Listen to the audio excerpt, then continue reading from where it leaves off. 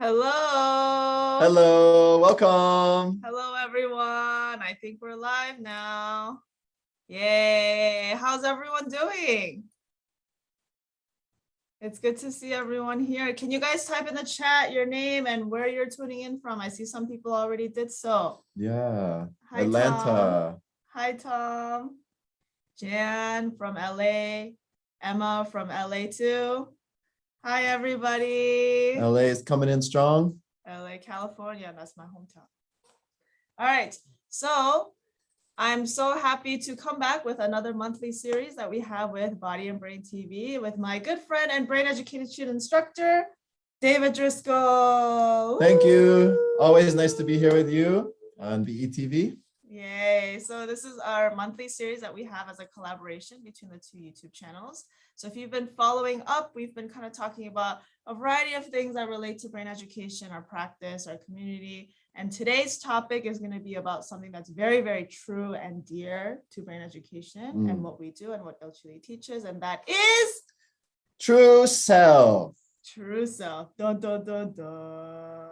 What is the true self? This idea of the true self, and why is it important? Yes, we'll talk about that in our live today. Maybe this is your first time listening to it, or maybe you've heard something similar to true self before, but the term that we use is true self. So maybe you'll see some similarities. That's if you've right. done some spiritual practices here and there. Some different terms. Sometimes people talk about your essence, your spirit, your soul, all kinds of things. Yeah, right. So we're going to dive into that topic today. But before we do, I want to mention something about our YouTube lives. We have something called the Super Chat, that if you support our channel, if you like the content that we've been making on this channel, you can click a square button with a money sign inside. When you click it, you can donate a small amount to our channel. All of your donations go to fund our content, fund our movement, fund the work that we do for brain education so that we can spread our stuff to more people. So if you'd like, please consider donating in the Super Chat. If you donate over $25, then Gabby, the other girl who does the channel with me, Gabby and I will meet with you one-on-one for 15 minutes on something more specific that you're wanting help with. That's great. Yes. Great opportunity. Yeah. So if you're interested, please click that Super Chat button throughout the live. Sounds good to me. Yes. Okay. So let's dive right into today's topic. So as David mentioned, true self. True self, this idea of true self. Which, I mean, not to jump ahead too much, but right away, true self makes you think, well, what else is there? Like, I'm me, right? I'm my true self. But this idea of true self is also indicating there's a part of us that's perhaps a little bit deeper than the rest. And what is that? And why is that important? So what is the true self? What do you think? True self. Okay. So I don't want this to get too like hoo-ha, too like. Yeah, we don't need to. Yeah, too like idealistic and not concrete. But basically, I would just say true self is something that is inside of you. And it's like your conscience. I think that's the best way to concretely kind of describe it. Like if you've watched Pinocchio, the Jiminy Cricket that always tells him what's right and what he should do, right? But then not all the time you listen to that voice, but everyone I think can feel some voice that's deep inside of them, like their conscience that knows what's right, that knows what I should do, what I want, but not all the times do we listen to it. Absolutely. And that makes me think in our lives, there are times when we have that voice, but we choose for a different reason. Like logically, we think of something. Can you guys hear us? Let us know. Sometimes people think of something and they feel, I should go this way. But then there's another feeling inside that says, no, it's safer to do it this way. And so we choose the one that seems safer. But then later, looking back, we realize that that first voice was actually what we really wanted. And for some reason, these other voices had other interests. So I've noticed that a lot in my life, that there is that voice that has some kind of wisdom or some kind of pure intention, but there's also these other thoughts and emotions that often influence the decision in a different way. And over time, I've learned if I choose that one, if I trust that one that was there originally, usually I'm more satisfied. So for me, that's something related to the true self. Yeah. So also something that we say in brain education is true self is something that's not biased. Based on our experiences, our beliefs. That's They can be right. very biased without us even realizing that we're biased. And we all have those things. Everybody. This is not like whether you're good or bad. It doesn't matter. Everybody, as we have experiences, as we have just life memories, we have biases and we don't realize it. So once you have a bias, you're already not within your true self, because true self by definition is something that's just purely at the center. It's not swayed left, it's not swayed right, it's not good or bad, it's not dualistic like this. It's something inside that is pure, something inside of you that knows where you should go, where you should guide and lead your life. But for some people, it's so quiet because the sound of your mind is so strong. That's right. Your true self is not dualistic. And in fact, to know the true self, we got to know that we have those layers. And a lot of people, I think, study about those layers. Oh, my thinking, I think like this. I'm this kind of person. And emotionally, I'm this kind of person. And I have these memories. But unless we know that there's a core, there's an essence that's pure, kind of beyond all of that, we can get caught just trying to change those layers one after another, and it never ends. Yeah. But there's this thing that's there already, that's our true self, so that we can kind of bypass that work of fixing everything. Yeah. So David, why do you think then, this sounds great. So why do you think people should find their true self? Because we did call this life finding true self. So that kind of implies that like we haven't found it yet, maybe. So then like, why do we have to find it? Is there some kind of benefit to finding it, or some kind of loss if you don't find it? Of course, right? Actually, everybody could agree. If we have a soul or a true self or an essence, then of course we should live with that. But practically, I want to stay kind of practical about it. If we don't feel and connect with that true self, if we don't find it, as I just said, we spend a lot of time trying to fix things that will never be finished. Like your thinking is always going to keep changing, and your emotions will keep changing, and your preconceptions, even the unconscious beliefs, how many do you have? I'd say like 10,000, a million, infinite number. A lot. Even if you fix one of them, 3 more of them pop up to kind of protect you or your ego in some way. So why is it so important to find your true self? Is if you really want oneness, if you want freedom and joy or love, then I think it's got to connect with something that we already have inside, not something that we're trying to figure out in our head. That would be one of my answers to that. What do you think? I think the biggest benefit of somebody finding their true self is they can live an authentic life. I think that's a really big thing that people are into, living a life that's real and true for you, whatever that means according to your inner true self. But everyone wants to live their life to the fullest, whether it be in terms of their health, physical health, mental health, emotional health, in terms of their actions, in terms of their experiences. Everyone has this desire to live their life to the fullest.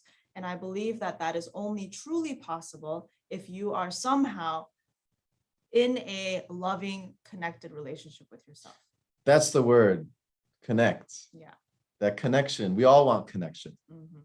And you've probably heard, and I've heard many people say in a relationship, if you're not happy with yourself, if you're not connected with yourself, doesn't matter how much the other person tries, you're not going to feel connected to them in a way that's satisfying. Right. So just like that connection to this true self that is inside of you, that knows what you want, that knows what you should be doing, and that kind of can lead you down the right path of what you're supposed to do in this lifetime.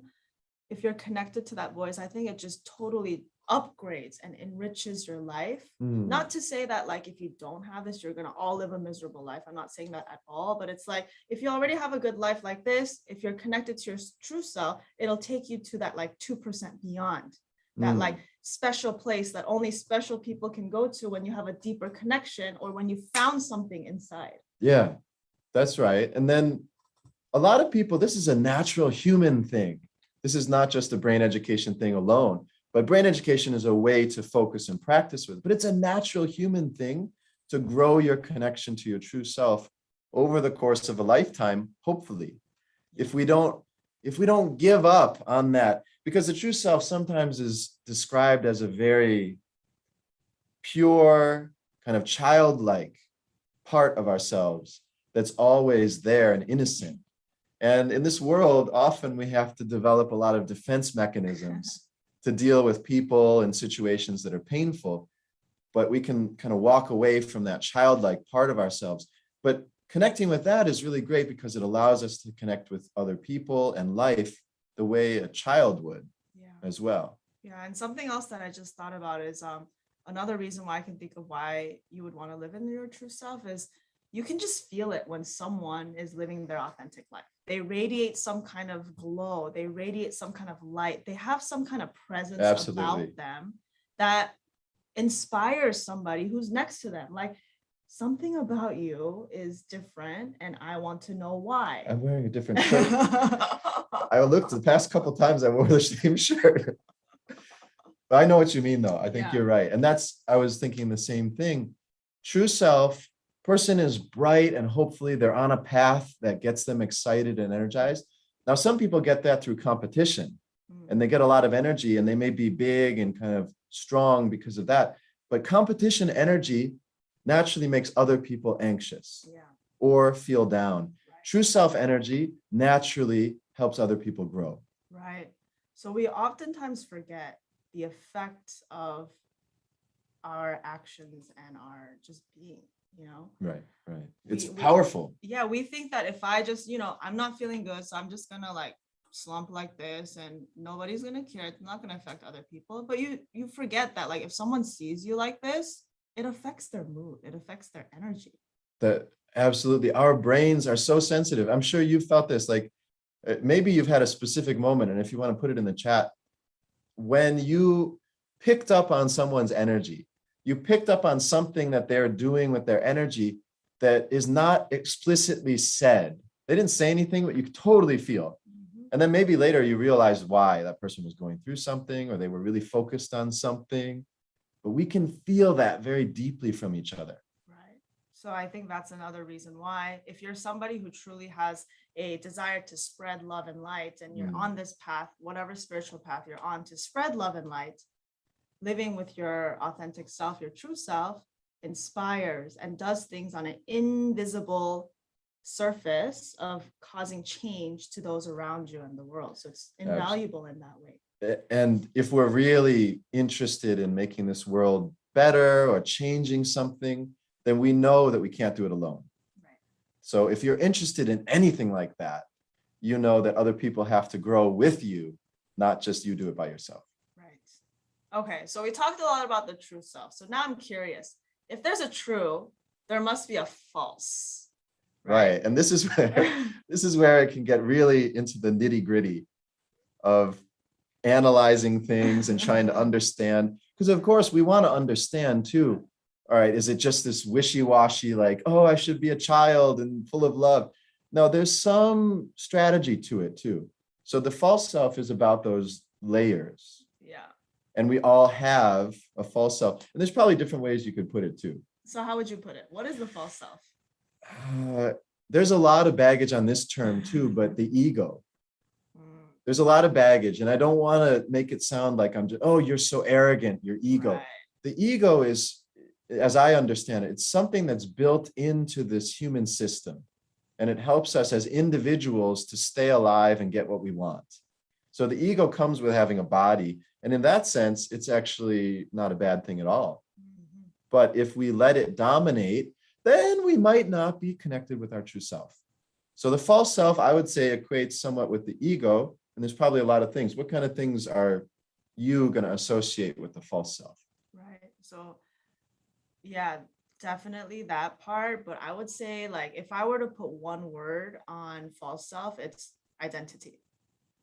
So how you identify yourself is not really who you are, even though, like, it might seem like that's you, because, like, I believe this, I am this.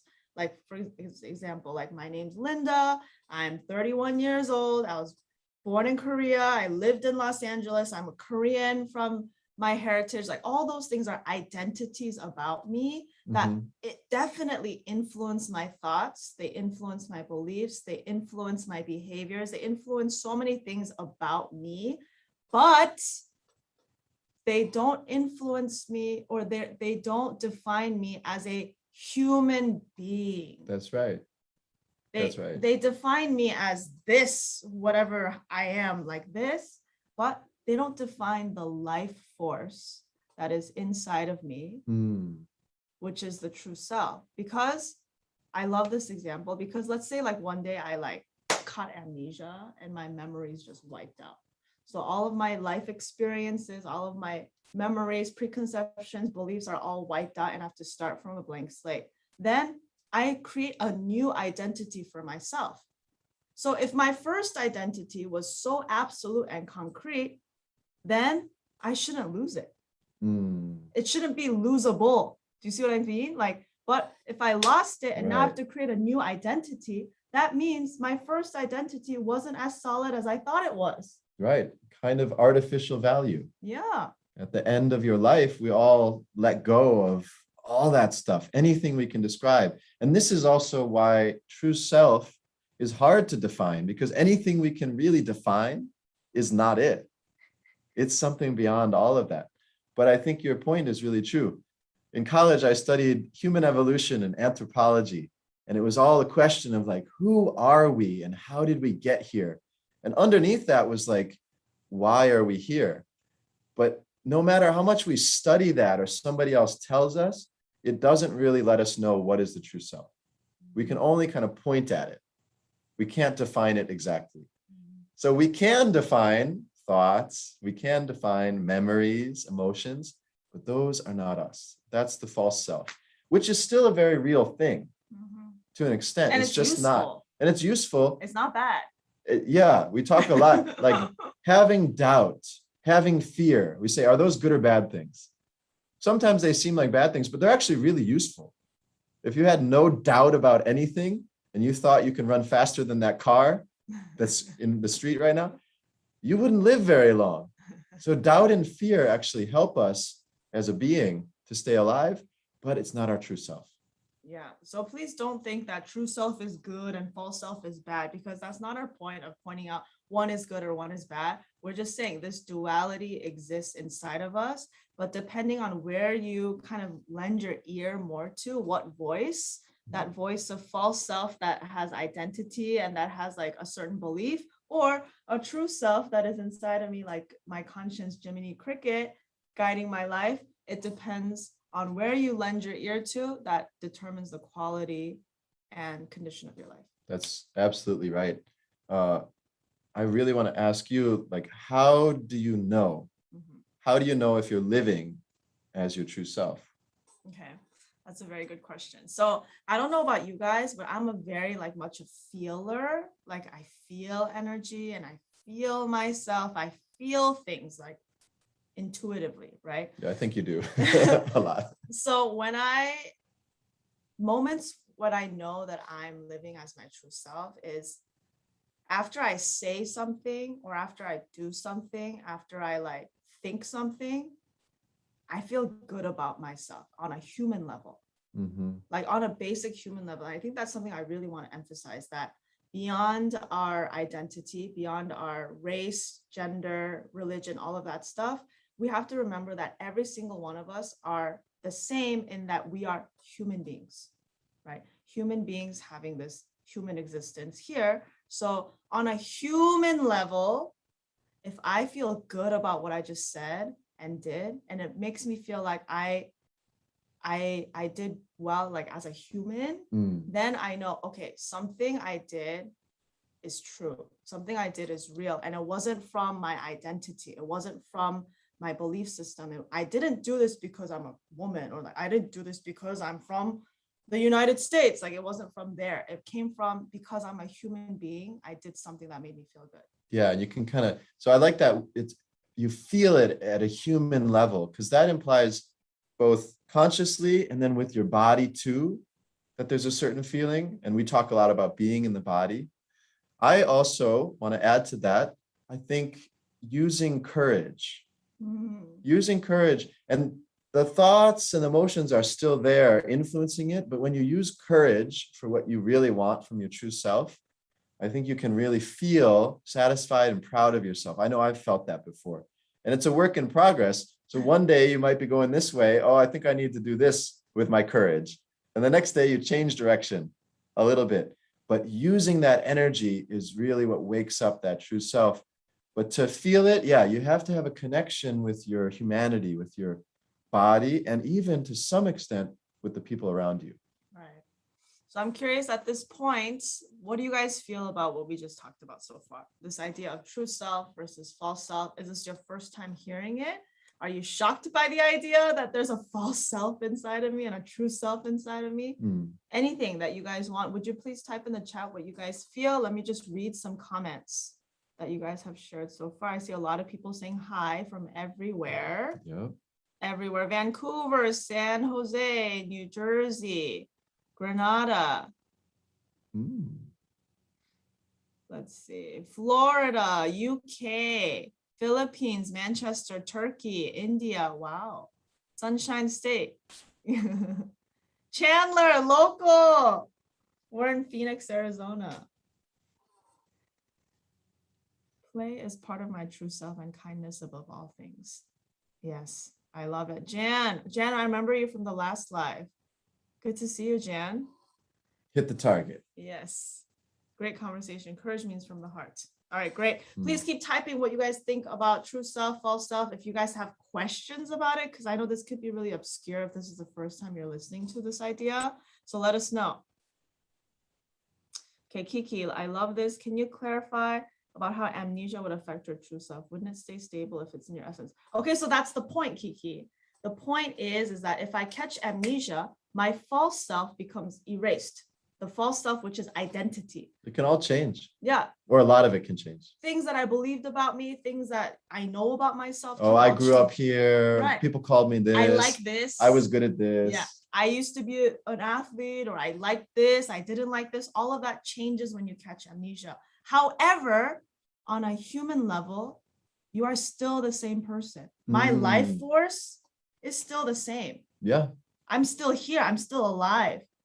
And that's really interesting too, because if you're interested in change, if you're interested in changing something about yourself or your life, then connecting with your true self is a way to empower change. I've always thought about it like this. If you base your identity, that's kind of like what you're standing on. It's your rock. So if you have a pedestal, you stand on it, but I want to change things. I can't change the thing I'm standing on. I can't move it around or I'm going to fall over. But if I step off of my thinking and emotions and preconceptions, and now I'm standing on this unchangeable thing that's true self, I can change all that other stuff the way that I want and not feel like I'm losing myself. Yeah. So that's another really important thing about connecting with your true self. You can change the rest. Yeah. And just like amnesia, sometimes it will. These days, a lot of people, as they get older, do go through a period of life where they lose their memory. Dementia. And at that point, it can be really hard. And for people around them, really hard. But even at that moment, there is something unchanging inside of us. Right. So our society teaches us to focus on the false self, our social status, our income level, our house, our car, all these things that can change in an instant. And I think that's why a lot of people feel so anxious and unstable, like you said, because the foundation that they stand on is something that by nature changes. And by nature, life can just, and knock you over. Yeah. If you're not rooted in something that is deeper than material stuff, deeper than something that can be gone at an instant. So think about it like this. Yeah. If you just imagine the amnesia example and you think, okay, if I caught amnesia, would all of this still be the same? If it's not, that's your false self. If it is, that's your true self. Very true. Very true. And the more we resist that change and try to hold on to those layers in order to keep them stable, the more stress we get. Yeah. Oh, I have to stay in a situation where I'm smart. I have to stay in a place where people think I'm attractive. It's not going to happen. We're going to be in places where we're not smart anymore, or we're going to lose that ability, or we're going to get older, whatever. It's going to change. We all know that. And if we're not rooted in something beyond it, then it's very stressful.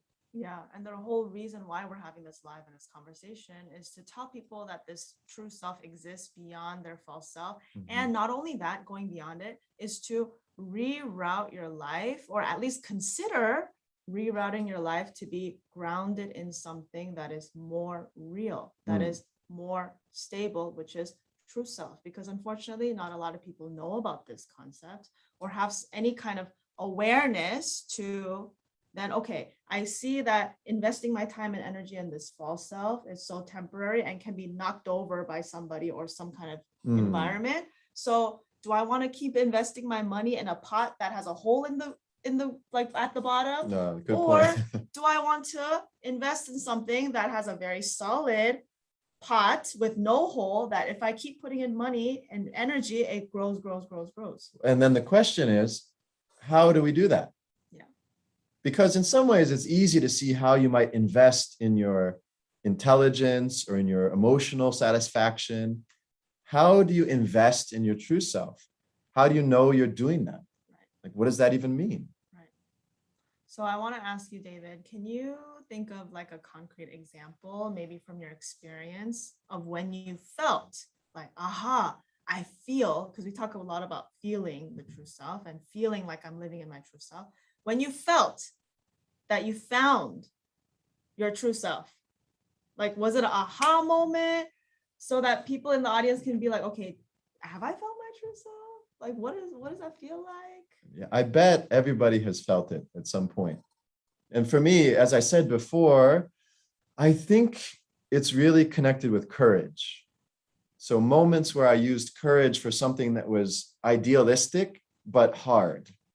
I think those are the moments. For example, when I became an instructor teaching brain education at body and brain yoga centers, I wasn't a person who was very comfortable teaching or meeting lots of people.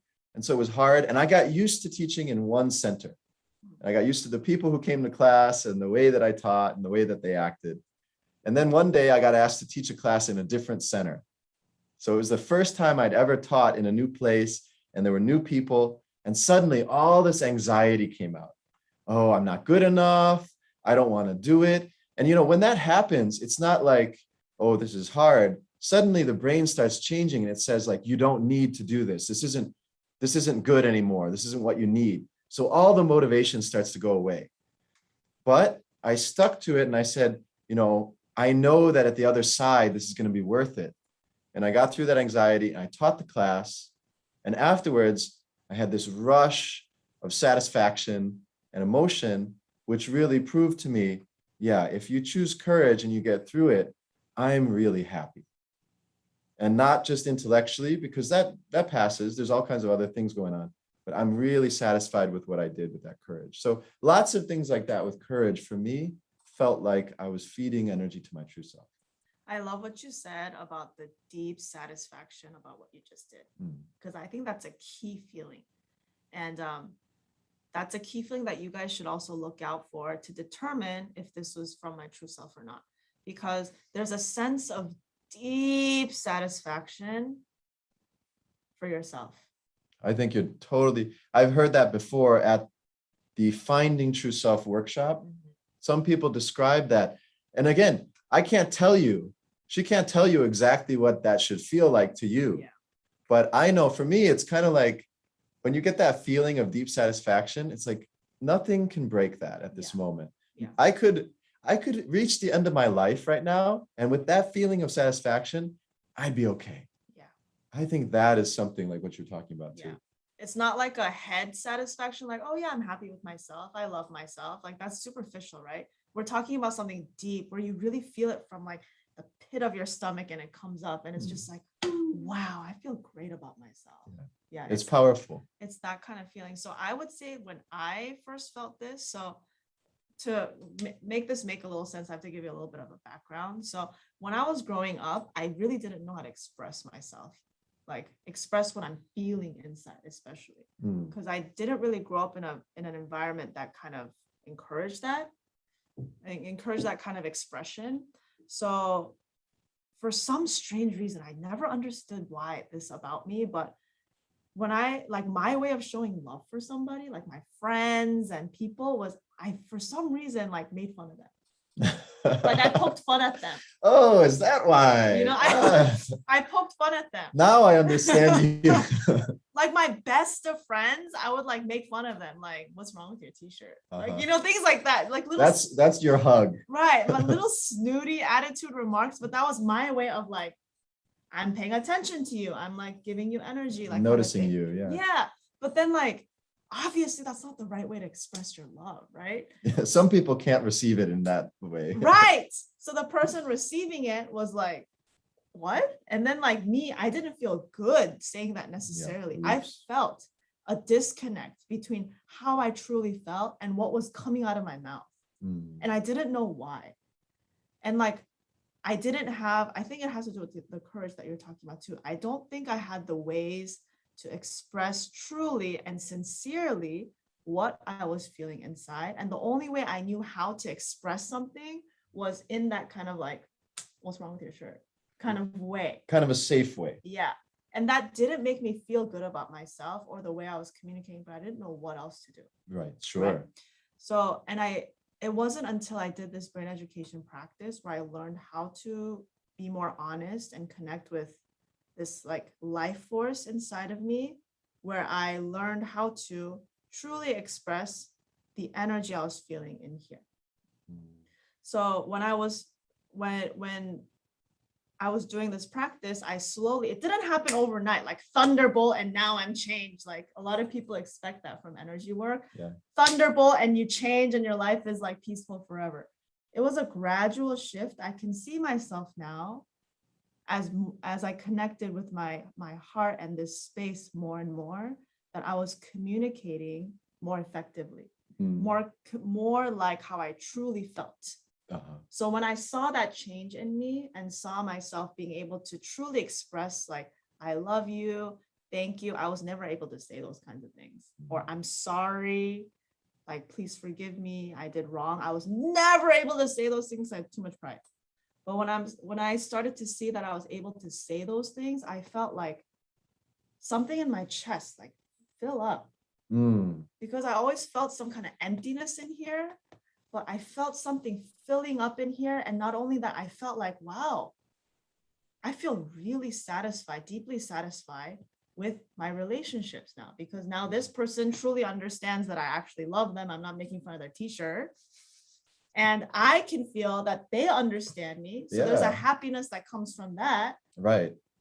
It's that kind of feeling. That's when I knew I was starting to connect more and more with my true self, when I was able to truly express how I felt in an effective way and not in some strange, weird way. I know a lot of people out there, they have strange behaviors for a different intention. Yeah, I think all of us still do that. I still have strange behaviors sometimes. I'm like, that didn't come out right. Yeah. That wasn't but I think one thing that's important is you figured out a new way of communicating, but it was the energy that your effort created. So I'm not satisfied, but I don't know what to say instead. Somebody can come along and be like, just say, I love you. That won't do it. It's the effort you put into it over and over. Okay, I want to express more. I want to connect more. How do I do that? And then when you say, I love you, people really feel it. Yeah. So that's how I knew. That's how I knew I was getting deeper and closer to being who I really am inside. And I like what you said about it's not going to necessarily happen in a flash. No way. Easy come, easy go. Yes. So in a lot of our practices and trainings and workshops and things, we'll have a moment where we really feel something deeply and the heart opens and you feel connected to your true self. And that's a really wonderful moment because you can gain trust. It's there. It really exists. I felt it. But then you go back to day-to-day life. It's very hard to feel that all the time. So even when you are connected, when you are living with your true self, all those layers easily kind of block the feeling sometimes. That's okay. That's not a problem. It's that effort we put in every day to create a stable connection, to incorporate it into my daily life. That's where real power, and people notice it after that. And it's not going to go away easily suddenly because I got some emotion. So, David, what would you say are some examples of actions that people who are watching this video can identify in their lives where it would display something that's coming from my true self? First of all, I feel very deeply the action itself can be different for every person. So I can't say what exactly from your true self you will do, but generally, if you have some high ideal for yourself and for the world, and you take action, like not to react when somebody is threatened and afraid. Yes. Let's say you're working with a coworker and there's a project and it's not going well.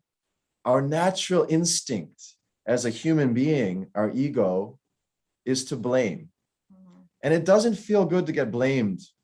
So it's a lot easier and more comfortable to find someone else to blame. That's very normal. We all do it. Sometimes it's even true. Oh, that person really made a mistake. But the point is, it may not be good for that person, really. It may not be good for all of us. You can still give feedback and learn from a problem. But emotionally, if I don't react and say, oh, that person really, I don't like them, they screwed up, they're not good enough, I'm going to blame them. If I overcome that instinct, then I think that's an action that comes from that higher.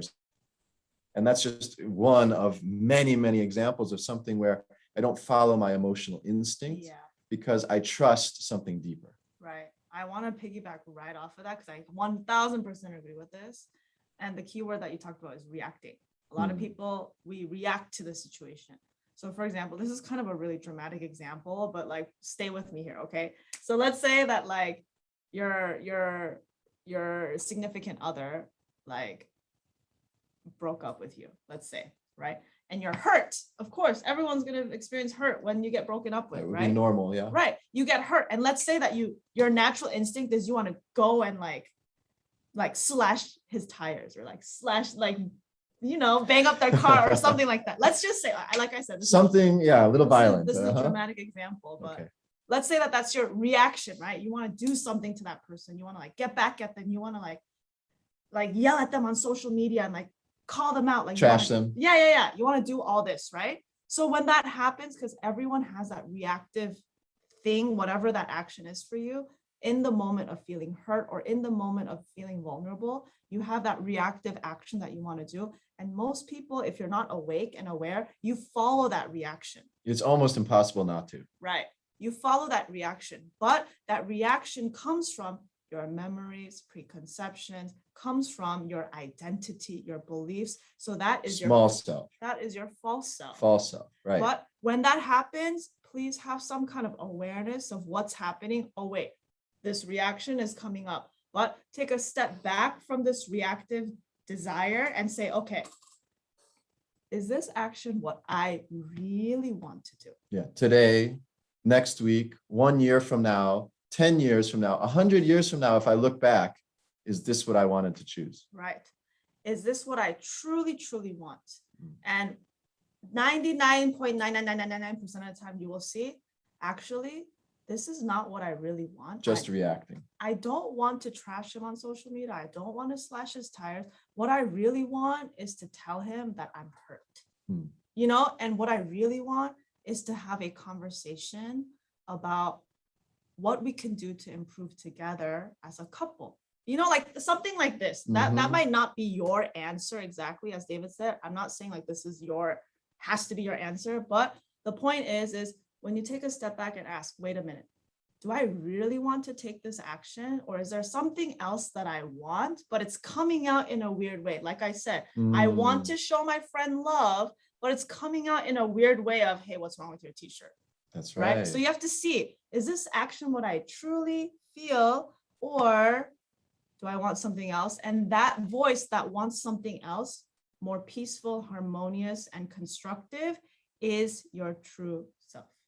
Yeah. At this moment, the best I can do, may not be perfect, but the best I can do, that's my true self. That intention. And I think about a lot of people these days are getting the courage to express their emotion.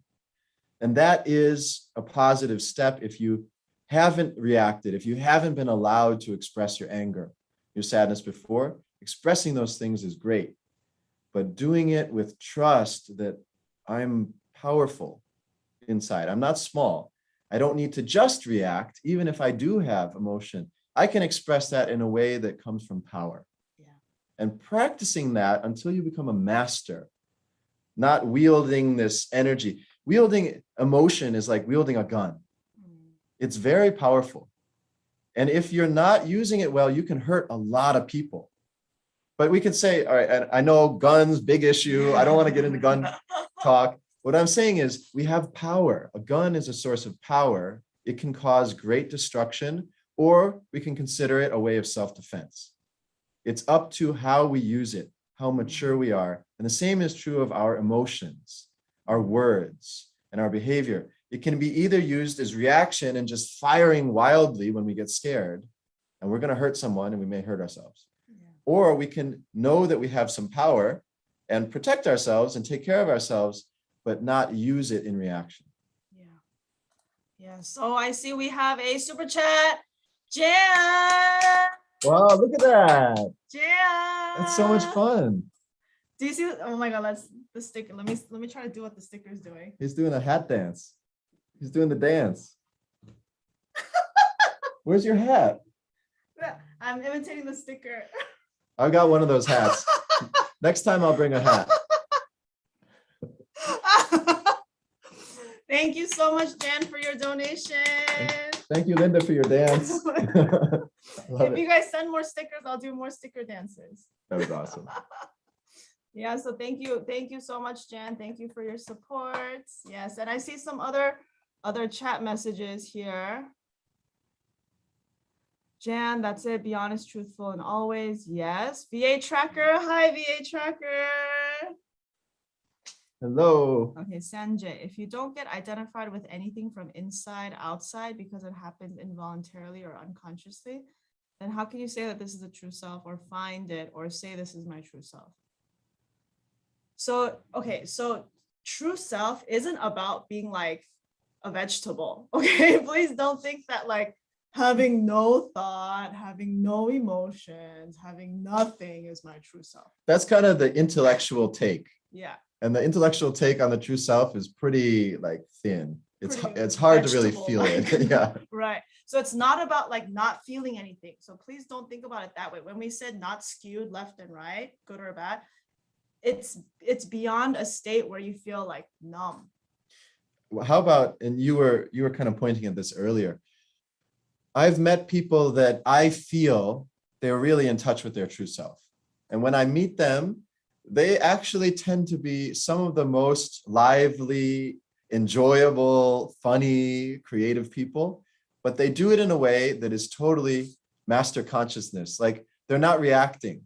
For example, if you meet somebody and normally you have a habit, let's say, of putting yourself down in order to invite a compliment. Some of us have that habit. Oh, I'm not smart. And then the person says, what are you talking about? You're smart. And it's kind of this game we play where we attract a compliment by being weak. If you meet somebody with a true self, they're not going to be caught on that. You say, I'm stupid. And they say, huh, why do you think that? They don't immediately give you a compliment to try to make your emotions feel better because they're very comfortable with you being you and them being them. Something like that. This is an example of what I feel when I meet somebody who I think has that really strong connection to their true self. They're free. That's just a little example. Yes. We have another super chat, Emma. Okay, Wow. I gotta do the sticker. Oh, this is a very formal one, bowing. Thank you, Emma. Yay! I love it. Send more stickers and you'll see us dancing. Okay, next time I'll do it. Does every super chat sticker have a pear-shaped character? I'm not sure. Let's find out. Do you guys have any other fruits? Everybody looks like pear-shaped. That's cool. Yeah. So yes. So true self. Where were we? True. So I was just saying, when you meet somebody that you feel like their true self is strong, there's a little different interaction, but it's not like vegetable. Right. So please don't think about it like that, where it's a state of like, I don't feel anything, so I must be my true self. Like David said, that's a very like heady way of understanding it. You have to feel it from here. It's about living with a voice and an energy where you feel like you're doing right by yourself. I think that's Yeah, a big you, thing. you're doing right by yourself, and also you're free. And for me, growing up, I think I was a person who tried to make people feel better quickly. And in some sense, that's good. You learn how to help and how to communicate. But in some sense, you're constantly reacting. When somebody's upset or somebody's unsure, you're trying to make it better, when in fact, they need to make it better. So when you're free, then you can choose, oh, how do I want to react right now for my true self, Yeah. not just for that other person's emotion. I like that. Yeah. And these days a lot of people talk about loving yourself, trusting yourself. And they're wondering, how can I love and how can I trust myself? Well, I think that the more you act from your true self, the more you build credit with yourself. For sure. Because there's always a set of eyes watching you from the inside. There's something where you feel, in the pit of your stomach, you can lie to yourself, but in the pit of your stomach, whether you're being good person or a bad person, whether you're being true to yourself or not, whether you're being good and helpful to others or being harmful and not good to other people, there's a thing that knows inside of you. Well, you go back to what you said earlier, you have a conscience. Mm-hmm. Conscience often sounds a little bit judgmental, like, oh, you did bad.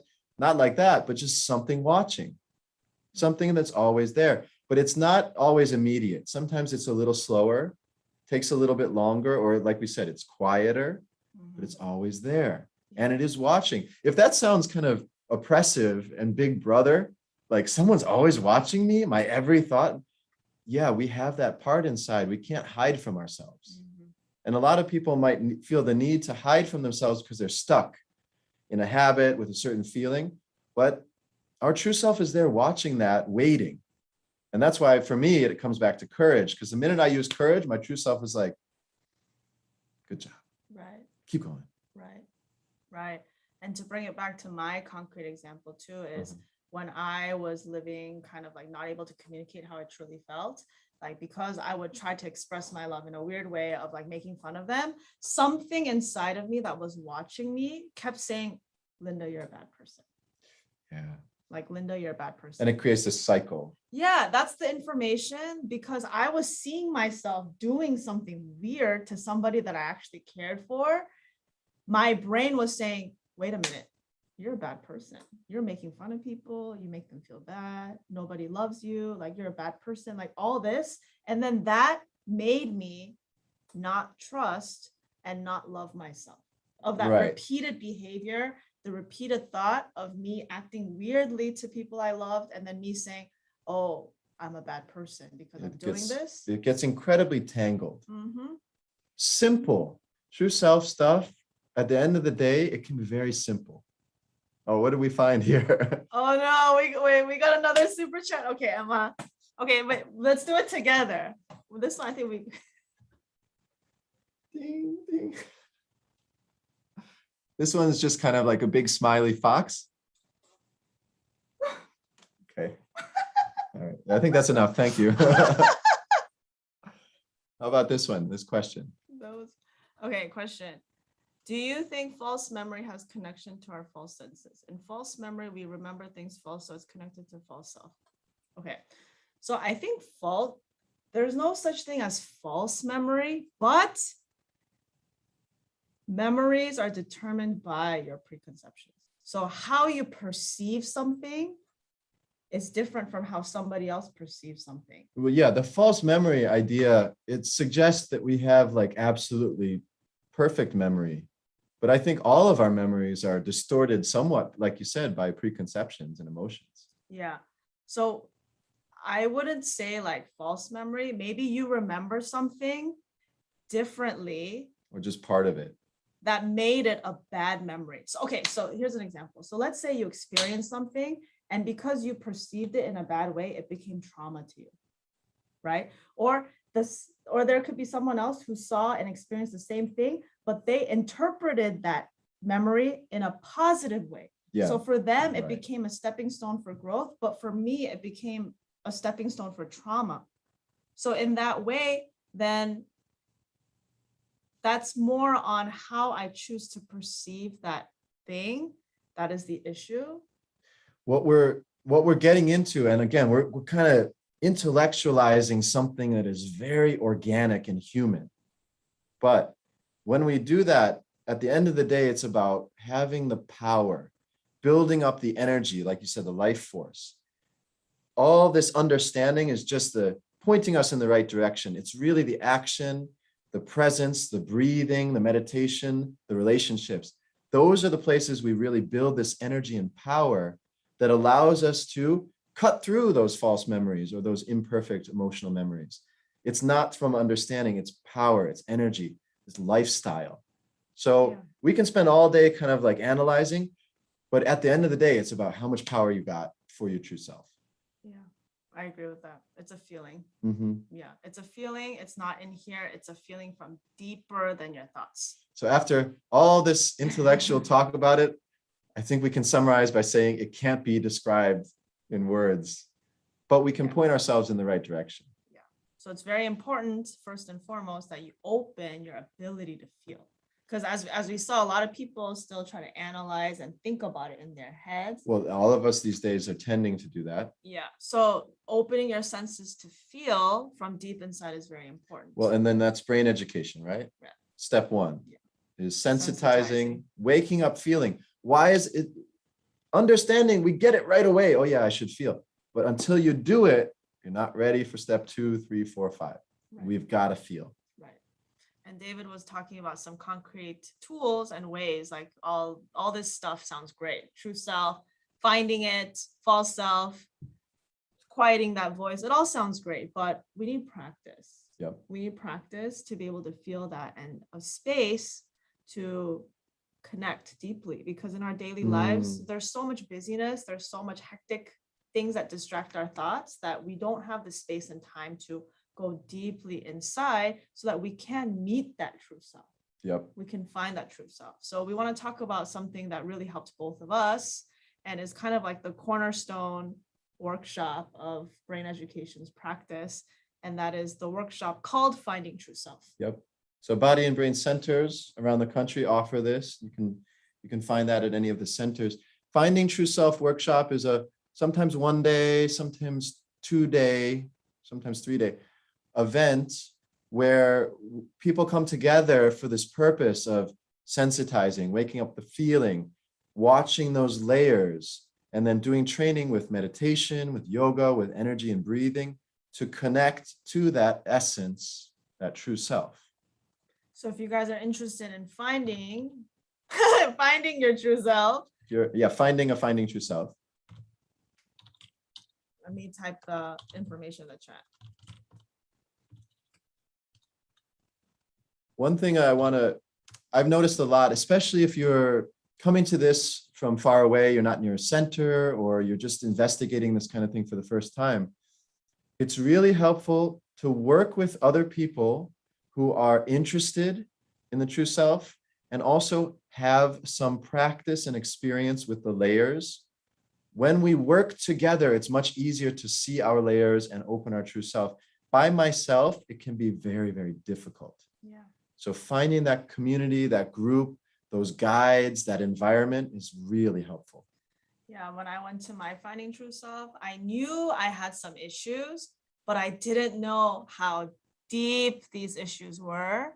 So during my Finding True Self, I cried like a baby. All the emotions that I had stuffed inside of me that were distorting my actions, that were making me behave in ways that were not true, just all came out, the floodgates open, and it just felt so good. It might sound like a bad thing to just cry, but it felt so good. Like some big pipe that was blocked finally burst open.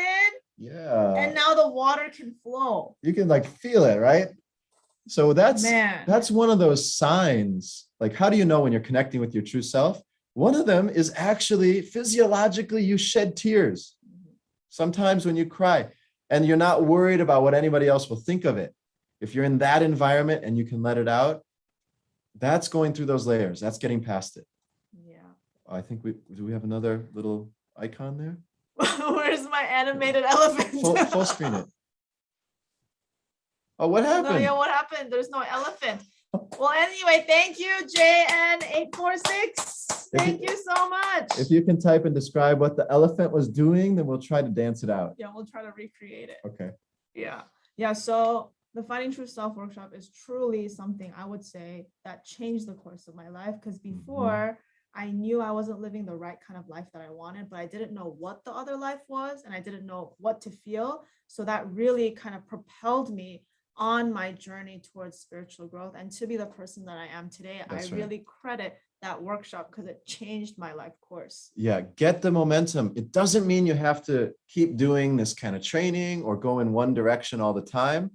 But when you get that momentum from a workshop like Finding True Self, you can use it to change direction or to do the next thing. Yeah, sometimes you just need a little kick in the butt. Yeah, you need boom, like take off. Yeah. Runway. So that's what it is. If you guys haven't taken that workshop Get off yet, the ground. that is what you need to change the course, especially if you feel stuck and you don't know what to do. That's right. And the people who work at the workshop have taken the workshop and will really, really help you to find your way to fly. Yeah. Okay, J Gold 1221 is Yay! we got another matching pair. rolling pair. Is this going to become a thing? We should make it a thing. People are going to find more and more outrageous motions. She goes, okay, David, let's see this one. I think I'm doing pretty good with this one. I just have to, get a little bigger. All right, I'm going to bring a headband. I hope this is entertaining you guys because we really appreciate the super chats. Thank you, J Gold. That's awesome. All right, Love so it. something else. Yes, so as I mentioned earlier, David is from Body and Brain TV. Yep.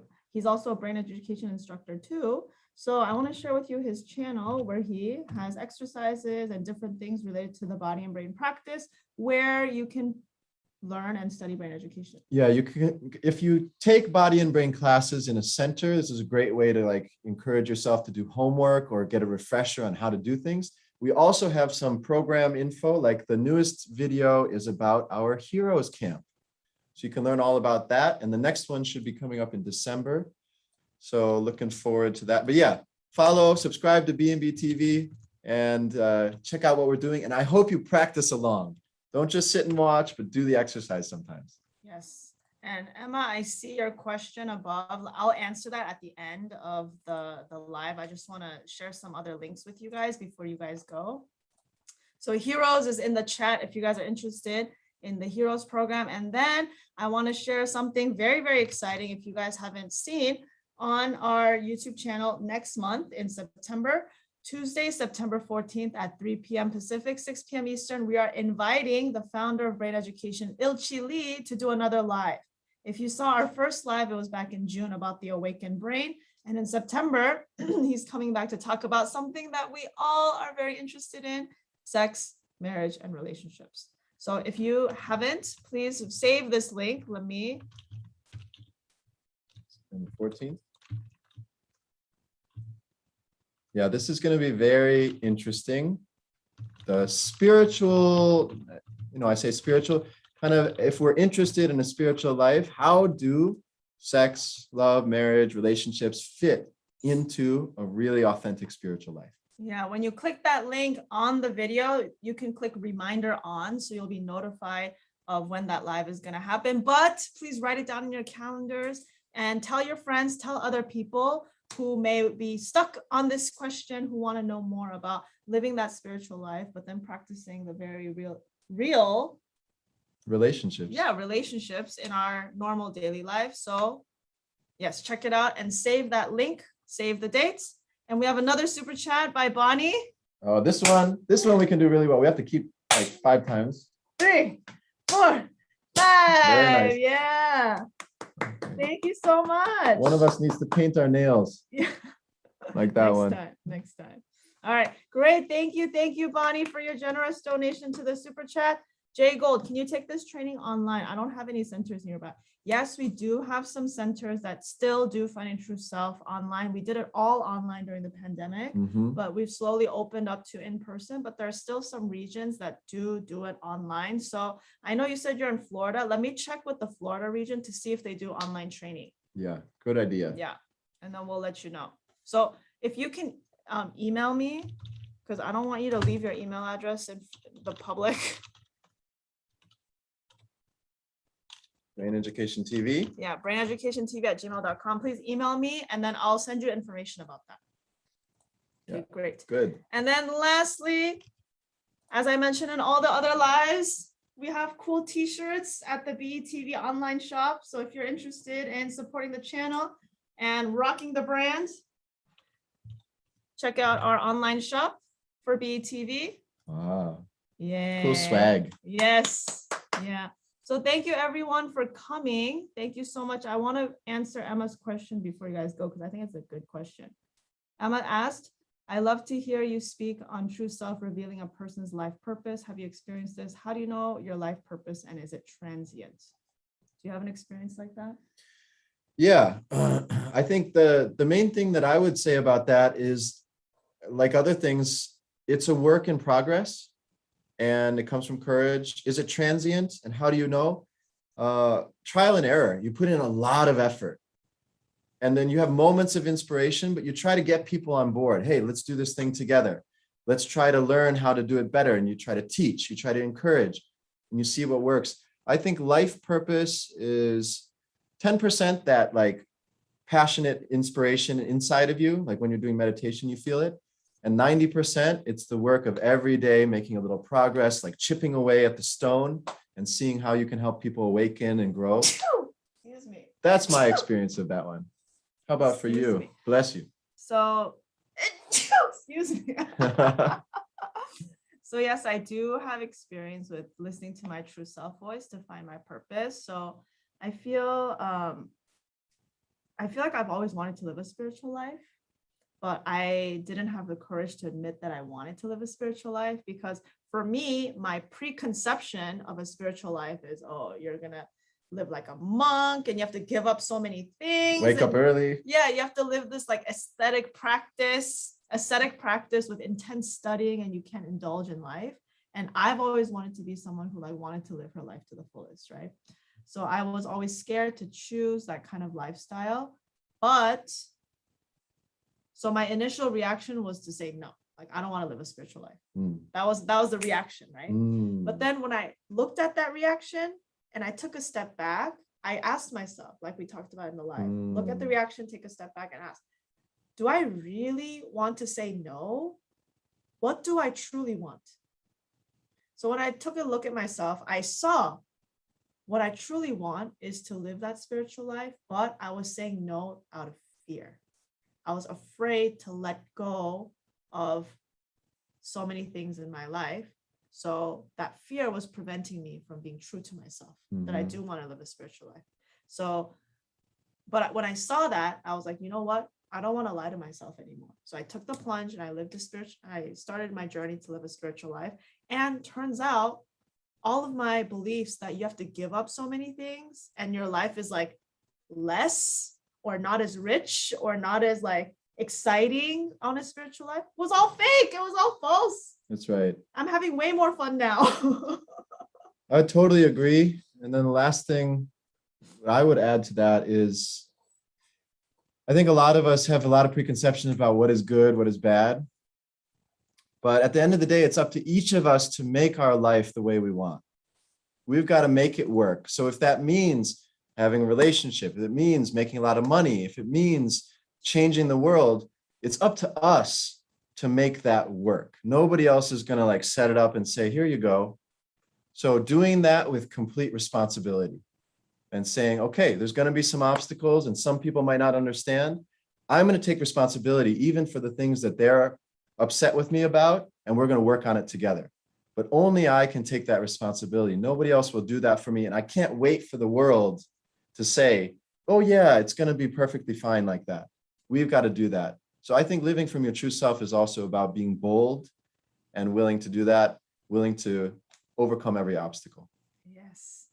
All right. Thank you so much, everyone, for coming. I saw some people wanted to do the live because you guys are not in areas where there's a center. Please email me, okay? braineducationtv@gmail.com, so I can connect you to the right people to take that workshop. Because I don't want you guys to leave your email address in the public like this. So email me, greateducationtv@gmail.com, and then I'll email you personally. Awesome. Yes. Thank you so much, everyone. Thank you, everybody. Next time. Thank Thank you, you. David, for coming. Thank you, Linda and BETV. Tune in September for not only Il Chili's live, but also every month we do a live together on another topic. So look out in your inboxes for that one. Thank you, guys. Yes. All right. Take care. Thank you. Bye.